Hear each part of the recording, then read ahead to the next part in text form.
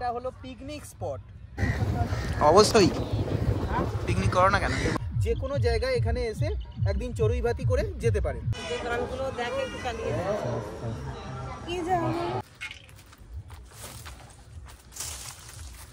পুকুর থেকে এই মায়ের ঘট উঠে এসেছিল। এখানে ভোগ রান্না হয়। ও হো হো, কি সুন্দর রাস্তা। এত ঠান্ডার মধ্যেও দেখুন এনাদের যেটা জীবিকা সেটা এনারা করছেন।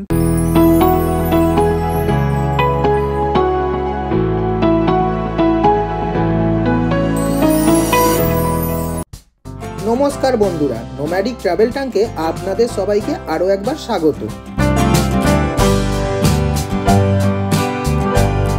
আজকে আমার গন্তব্য হুগলি জেলা ডানকুনি।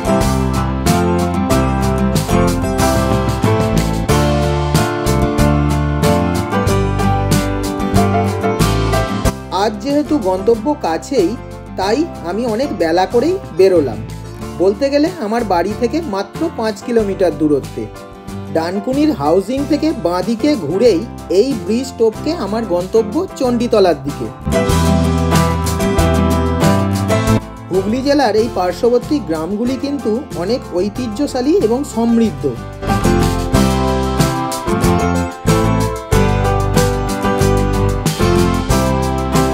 আজ ঘুরে দেখব সেই সব কিছু। তার সাথে বলে দিই বন্ধুরা, এই ডানকুনিতেও কিন্তু একদিনের জন্যে পিকনিক করার যথেষ্ট সুন্দর জায়গা আছে। আমি যাব সেই পিকনিক স্পটেই আপনাদের দেখানোর জন্যে।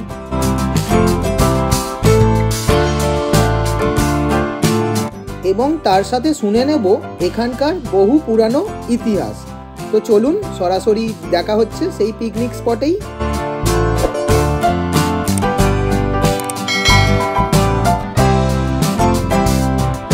আমার প্রথম গন্তব্য নান্না ভেরি।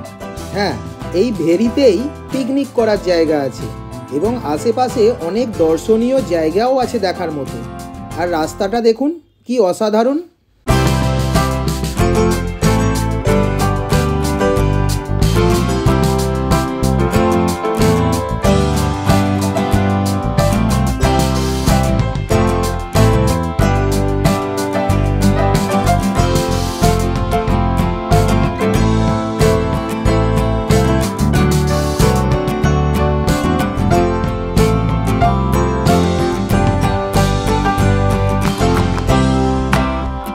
শীতকালীন সকাল মানে একটা আলাদা অনুভূতি। মেঠো পথ, গায়ে মাখা সোনালি রোদ নিয়ে আমি চলে এসেছি নান্না ভেরিতে। হ্যাঁ, এই ভেরিতে একদিনের চড়ুইভাতির জন্যে আসতে পারেন। খুবই সুন্দর জায়গা। আমার পিছনে দেখতে পাচ্ছেন চারিদিকে ভেরি এবং জায়গাটাও অসাধারণ লাগছে। তো এটাই আপনাদের ঘুরে ঘুরে দেখাই। এখানে এলে কি কি দেখতে পারবেন বা কি প্রকৃতির অনুভব করতে পারবেন।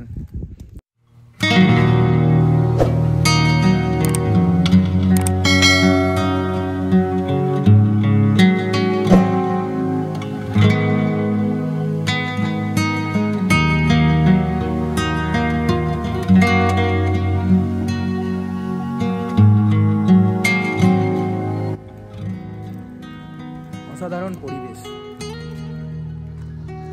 ও হো হো, কি সুন্দর রাস্তা।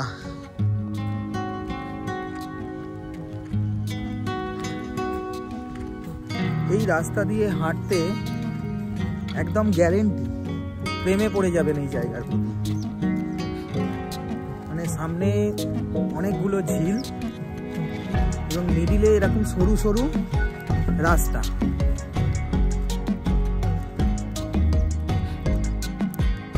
মানে ভাবাই যাচ্ছে না, এতটা ভালো লাগছে, আমি মুখে বলে আপনাদের বোঝাতে পারছি না।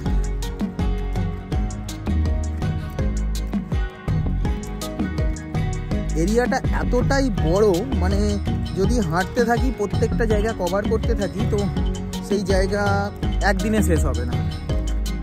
আর মোটামুটি একই জায়গা। দেখুন পিছনে যে রাস্তাটা দেখতে পাচ্ছেন, এই রাস্তাটা দিয়ে আমি হেঁটে এলাম। দূরে আসছে দেখুন কয়েকজন পিকনিক করতে এসেছে। তো এই শীতের টাইমে অনেকেই এই জায়গায় আসে। এখানে একজন এদিকে মাছ ধরছে, বা কি ধরছে আমার জানা নেই, যাই গিয়ে দেখি কি ধরছে।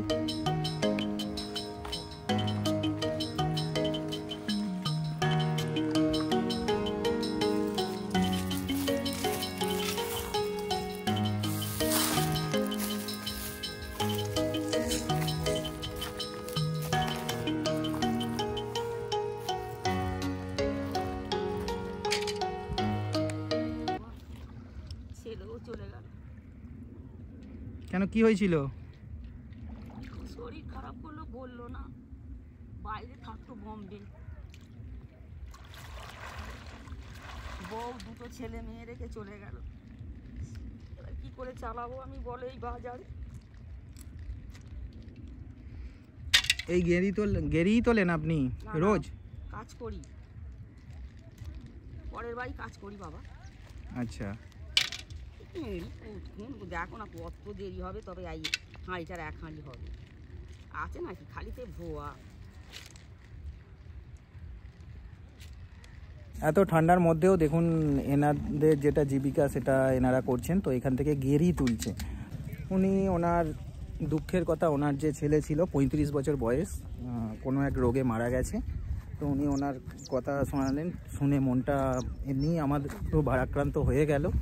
কিন্তু কী আর করা যাবে, প্রকৃতির নিয়ম বা যাই বলুন, সব মেনে চলতে হবে। আপনারা এই জায়গায় যেখানে খুশি এসে পিকনিক করতে পারেন, পিকনিক স্পট ছাড়া।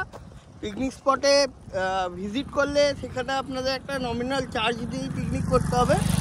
আর যদি আপনারা বন্ধুবান্ধব এসে যদি পিকনিক করতে চান, ভেরির মধ্যে যে কোনো জায়গায় বসে পড়বেন, বসে নিজেদের মতো রান্না করে আনন্দ করে একদিনের জন্য এখানে ঘুরে বেরিয়ে, এখানে নালনা পঞ্চনন মন্দির আছে, এখান থেকে 5 মিনিটের ডিস্টেন্স কালী মন্দির আছে, কালী মন্দিরেও যেতে পারেন। মোটামুটি একদিনের জন্য আপনাদের ভালোই লাগবে এই ভেরি এসে পিকনিক করতে। এখানে ভেরিতে যে মাছকে খাবার দেওয়া হয় সেটা আমি সচক্ষে দেখলাম, যেটা দেখে সেটা আপনাদের সামনেও শেয়ার করছি, একটু দেখে নিন।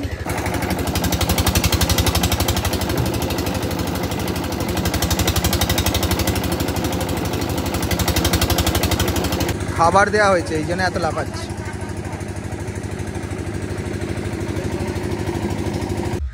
বলছি, এখানে কি পিকনিক করতে কোনো নির্দিষ্ট জায়গা আছে? ভেতরে নেই।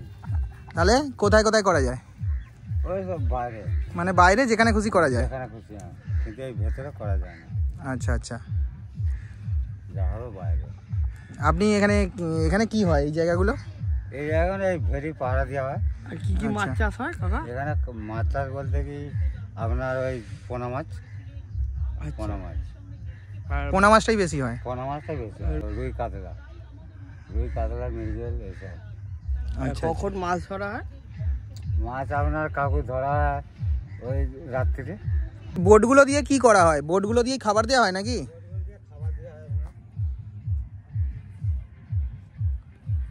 কাকা একটু নিয়ে যাবে আমাদের মাঝখানে? কাকু আমি এখন তো আবার তো কাজে ব্যস্ত আছে, রান্না চালিয়েছি। ও,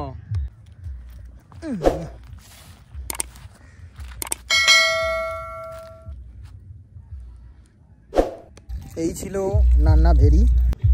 একদম অল্প জায়গায় যতটা ঘোরানো যায় ততটাই ঘুরিয়ে দেখালাম। অনেক বড় এরিয়া, চাইলে এসে এখানে ঘুরে দেখতে পারেন। মোটামুটি যতটা দেখানো মানে সবই একই জিনিস।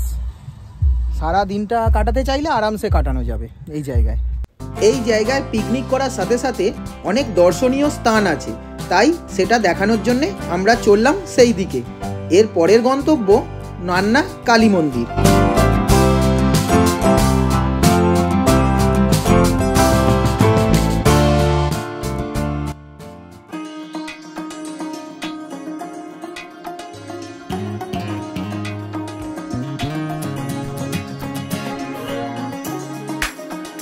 এই মুহূর্তে দাঁড়িয়ে আছি নান্না কালীবাড়ির সামনে। মন্দিরের বড় গেট, তার পাশ দিয়ে ঢুকলাম মন্দির চত্বরে।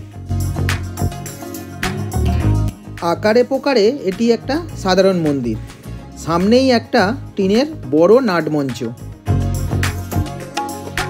অনেকেই দেখলাম এসছে পুজো দিতে। ব্রিটিশ আমলের বহু আগে নবাব বাদশাদের আমলে এই নান্না কালীবাড়ি প্রতিষ্ঠিত হয়। যেই সময় এই কালীবাড়ি তৈরি হয় তখন চারিদিক ঘন জঙ্গলে পরিপূর্ণ ছিল। এই মন্দিরের কিছু ইতিহাস এখানকার যিনি ব্রাহ্মণ আছে ওনার মুখ থেকেই চলুন শুনে নেওয়া যাক। আজ থেকে প্রায় 300 বছর আগে এই মন্দির স্থাপিত হয়েছিল। স্বপ্ন পেয়ে এই পুকুরে, এই পাশেই যে পুকুর আছে, পুকুর থেকে এই মায়ের ঘট উঠে এসেছিল। আজও পর্যন্ত সেই ঘটেতেই পূজা চলছে। এই প্রতিষ্ঠা করেছিলেন উমেশচন্দ্র সরখেল মহাশয়। তখন মাটির মূর্তি দিয়ে এই মূর্তি চলেছে, পুজো চলেছে। তারপর এই পাথরের মূর্তি তৈরি করে নিয়ে এসে, কাশি থেকে পাথরের মূর্তি তৈরি করে নিয়ে এসে সেই থেকেই পূজা চলে আসছে। বিভিন্ন মানুষের দান এই মন্দিরের প্রতি আছে।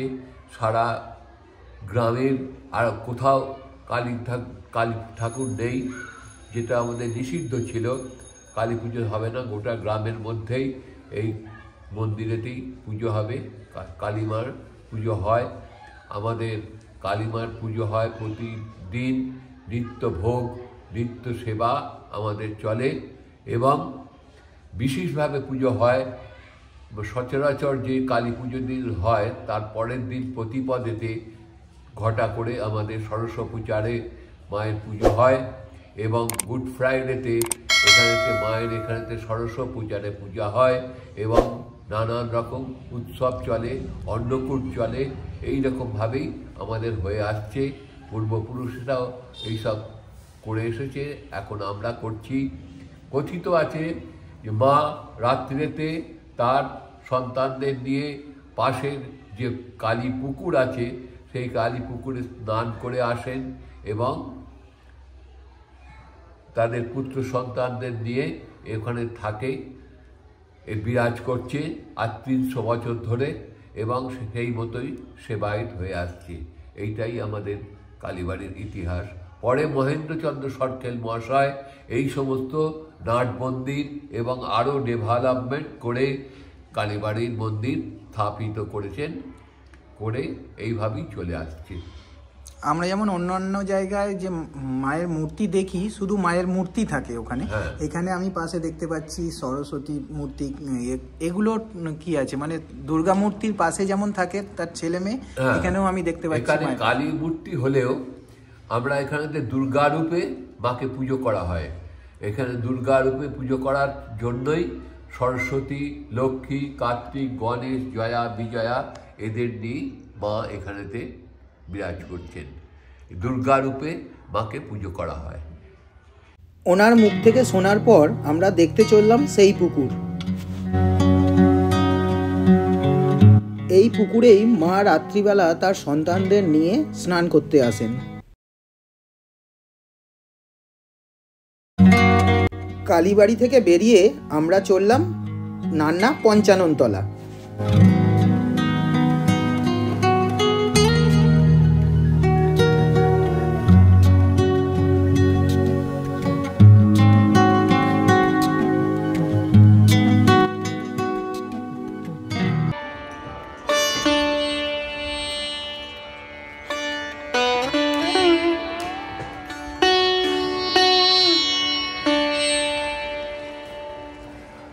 জনশ্রুতি আছে আজ থেকে প্রায় 500 বছর আগে টুবারাম ঘোষ পুকুরে স্নান করতে গিয়ে একটি ঘট পান।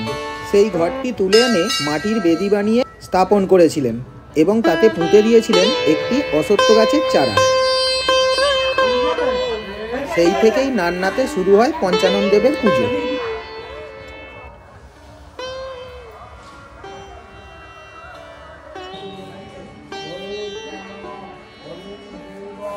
কথিত আছে সেই দিনই টুবারাম ঘোষ আবার স্বপ্নাদেশ পেয়েছিলেন, দেবতার ওই জায়গার মাটি পঙ্গু এবং পক্ষাঘাত রোগীদের শরীরে লাগালে তারা আরোগ্য লাভ করবেন। আপনি এখানকার বাসিন্দা? কোথা থেকে আসছেন? আমি আসছি বাইগাছি, আচ্ছা, এখানে কি প্রায়ই আসেন? বাবার কাছে প্রায়। আচ্ছা আচ্ছা আচ্ছা।